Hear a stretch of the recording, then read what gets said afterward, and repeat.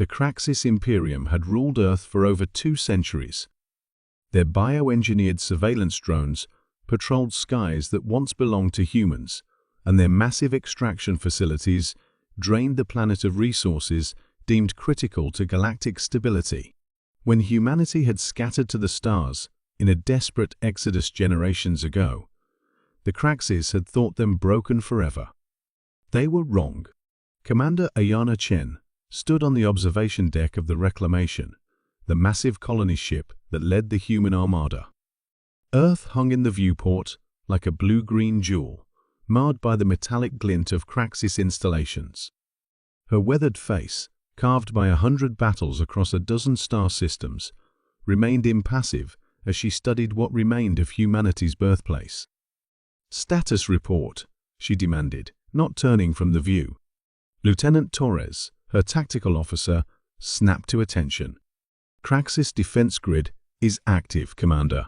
Orbital platforms are charging weapons. Ground forces are mobilizing." Ayana nodded. "And our advantage?" "They still don't understand how we broke their jamming tech," Torres replied, a hint of pride in his voice. "Our ships are communicating freely while they're still scrambling to coordinate." The humans had spent generations adapting, evolving, and surviving in the harshest environments the galaxy could throw at them. Where the Craxis relied on brute force and technological superiority, humans had developed something far more valuable: adaptability. The Craxis had never understood that forcing humanity from Earth had merely scattered the seeds of their eventual downfall across the stars. "Launch the Ghosts," Ayana ordered. Throughout the fleet, thousands of small craft deployed vessels, built with technology the Craxis couldn't detect, piloted by humans who had trained their entire lives for this moment. They slipped past the Craxis defense grid like whispers through a thunderstorm. On the Craxis command carrier, Supreme Commander Vask-Tar received increasingly desperate reports from his subordinates. "Impossible," he roared, his translucent skin flushing dark purple with rage. "No species can penetrate our defense grid without detection." His second-in-command gestured nervously at the display. "The humans have developed some kind of phased reality technology. They're partially out of sync with normal space-time. Humans are primitive refugees," Vask-Tar spat. "They cannot—" The carrier shuddered violently as the first of the human attack craft struck. Throughout the Craxis fleet, critical systems began failing simultaneously. On Earth's surface, Craxis Governor Mevloth watched with mounting horror as the sky filled with falling debris, the remnants of his orbital defenses.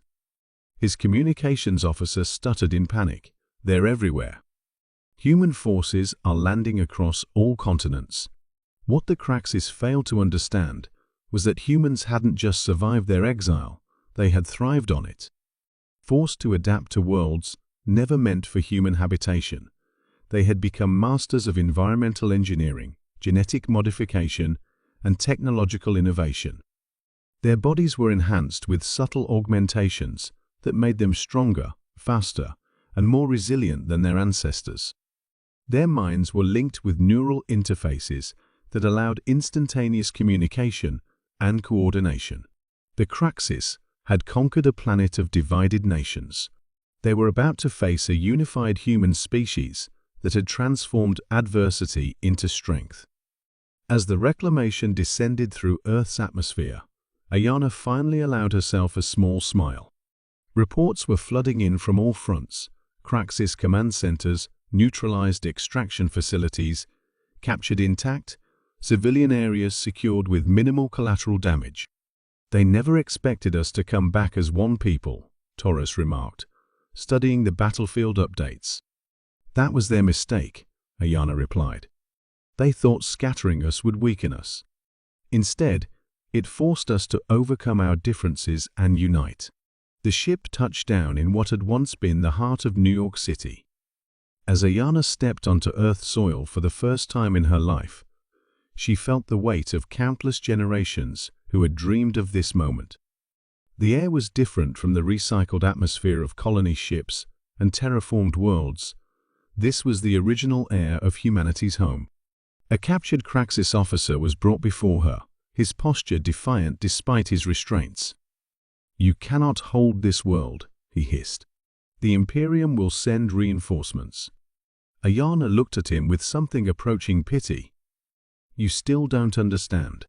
We're not just taking back Earth, we're here to stay. And when your reinforcements arrive, they'll find that humans don't just survive. We evolve. We adapt. We overcome." She turned away from the alien and gazed at the horizon, where human ships continued to land across the reclaimed planet. "And most importantly," she added quietly, "we never forget where we came from."